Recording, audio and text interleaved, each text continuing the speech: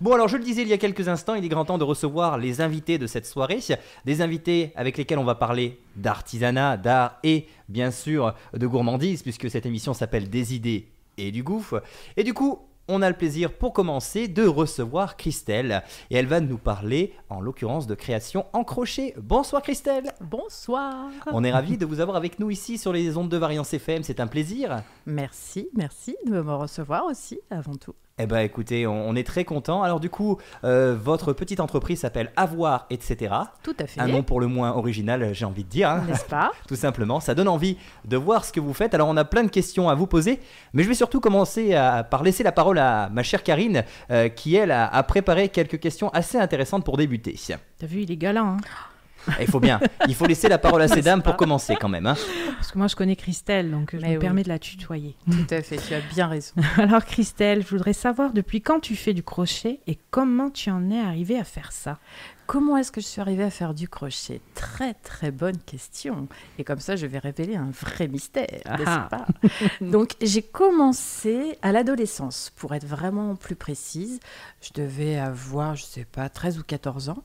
Je m'ennuyais profondément quand j'étais malade, vois-tu, et tricoter m'agaçait fortement parce qu'il fallait mettre beaucoup de temps pour faire un pull. Et je me suis dit, tiens, je vais commencer à crocheter. Ma mère devait avoir un crochet qui devait traîner dans ses affaires, de la laine, et allez hop. J'ai regardé les diagrammes, j'ai essayé, j'ai tenté, ça a marché, ça m'a plu, parce que c'était super rapide. Et voilà, et très régulièrement, pendant les grandes vacances, je crochetais. Parce que ça me plaisait, ça me détendait. Moi qui suis toujours en train de penser à 10 milliards de choses en même temps, et ben à chaque fois que je me concentrais sur les petits points, je comptais 1, 2, 3, 1, 2, 3. Et voilà, ça me libérait la tête. Et c'est comme ça que vous êtes tombé dans les mailles du filet, c'est le cas de le dire. Oui, tout à fait. Et ben voilà, une bien belle passion en tout cas. Merci. Et on va découvrir tout ça car on a plein de choses à vous demander ici. Alors, moi, je voudrais te poser une question aussi. Ouais. Quelles sont les différentes catégories de création que tu proposes et celles que l'on va retrouver donc sur le marché médiéval? Tout à fait. Alors, les petites créations, pas petites, les créations que je propose sont en général, et celles qui me plaisent le plus, ce sont créer, imaginer des jouets, parce que je suis toujours une grande enfant. J'aime beaucoup ça. Le personnage principal, d'ailleurs, c'est le petit lapin. Je fais aussi des broches et des mitaines. Voilà. Pour l'instant, je me cantonne à ça. C'est déjà pas mal. Et moi, j'ai testé les mitaines, achetez-les, elles sont super. Ouais, Par moins 9, j'en ai encore chaud aux mains. parce qu'elles sont en laine et en alpaga. C'est ça. Ouais. Ah oui, donc elles résistent à tout. ça pourra nous tenir chaud, même si la période estivale va bientôt arriver pour le coup. On est d'accord. Oui. Mais ça servira certainement pour la prochaine saison là, Voilà, hivernale qui malheureusement va revenir bientôt aussi. Faut se dire ça quand même, malgré tout. Ouais. Alors moi j'aimerais justement revenir un petit peu plus sur cette technique du crochet. Est-ce qu'on peut réaliser n'importe quelle forme ou n'importe quel motif avec le crochet? Tout à fait. C'est ce qui est d'ailleurs d'extraordinaire avec le crochet. À partir du moment où on a suffisamment d'imagination, de savoir-faire, on peut tout réaliser. D'accord, donc on peut vraiment avoir... Tout, on peut redécorer un meuble, on peut faire un jouet géant si on en a envie, on peut... tout est libre. On peut faire des représentations abstraites, de l'art, enfin voilà. Et est-ce qu'on peut aisément mélanger les formes et les couleurs sur une même création en crochet ou est-ce que c'est assez difficile? Complètement. Ah oui, non. Enfin, difficile, tout dépend ce que l'on entend difficile. Pour quelqu'un qui n'a jamais touché un crochet, oui, ce sera complètement infaisable. Mais pour quelqu'un qui crochette, il suffit d'avoir l'œil et la technique et on voit à peu près ce qui est fait et c'est facilement réalisable. D'accord. Ouais. Alors justement, vous parlez de technique. Est-ce qu'on aura le plaisir peut-être de s'initier grâce à vous à la technique du crochet lors du marché médiéval? Je pense que oui. Ah, Alors, s'initier, on verra avec Karine comment on peut le mettre en place. Et sinon, il faudra venir me voir à mon stand et je serai très certainement en train de crocheter. oui, puis vous aurez certainement plaisir à répondre aux questions des visiteurs qui viendront vous voir, tout simplement. Bien entendu. D'accord. Alors le crochet en soi, c'est vrai que ça a une image un petit peu assez vieillotte, hein. C'est vrai que ça a gardé cette image d'année en année et ça a un peu de mal à séduire les plus jeunes. Du coup, est-ce que de votre côté, vous avez peut-être trouvé un moyen de moderniser les créations pour qu'elles touchent à un plus large public ?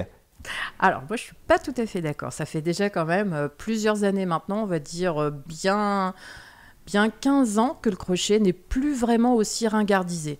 C'est plus vraiment une image de mamie ou autre, même si c'est vrai, j'ai des cheveux blancs. Je dois bien l'avouer. Mais non, ça n'est pas du tout. Ça a pris vraiment un coup de jeune. Il y a énormément de jeunes qui s'y sont mis et qui aiment beaucoup parce que justement, les espèces de petites peluches que je fabrique, ce sont des amigurumi.